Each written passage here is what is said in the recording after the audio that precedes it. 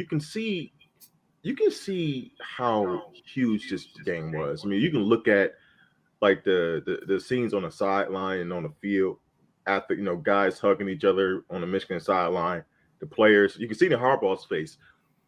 They realized how important this was, not only for the ramifications of this season, but helping getting that monkey off their back, right?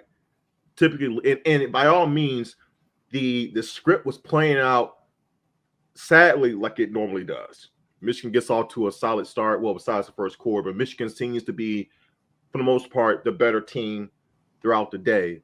But they're not able to quite put a team away for whatever reason.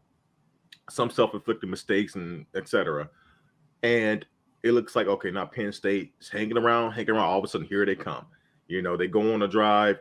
They score. It's like, okay, they still didn't get a 2-point conversion, and somehow Michigan just cannot keep teams getting 2-point conversions. They convert a 2-point conversion. Now we're tied 14-14, middle of the fourth quarter. And Michigan proceeds to get the ball back. So you're already on your heels. You feel like, here we go again. You were not happy at that point because you text me. I'm sick of this. I'm sick of this. I'm sick of this. You know what? And Michigan proceeds to get the ball, and what do you know? Left tackle gets destroyed on third down. My gosh. Gets strip sacks. Not really his fault. You really can't see that, but still, it happens. It's a collective team game. You get strip sacked at your own 20.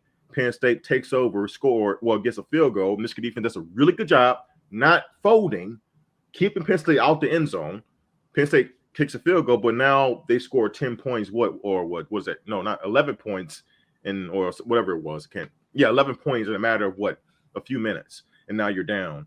And Michigan proceeds, where I thought that was the straw that broke the back. I really did. I thought that was it. Because it was playing out how it normally does. And they came up with a really good drive, and Eric All was able to break through because some of the Penn State defenders collided on those crossing routes. He caught the ball and took off. And when you play man coverage, that's a perfect call for man coverage is crossing routes. Yeah. And that that's what you want. Because you want to create confusion. You want to create. It's hard as a defense because you got one defender chasing the other side, the other defender chasing the other side, and it's not like you have time to watch where your teammates are. You're too busy watching the offensive player you're tracking, and it was fantastic. Eric All takes it to the end zone. The defense goes out there, gets a huge stop.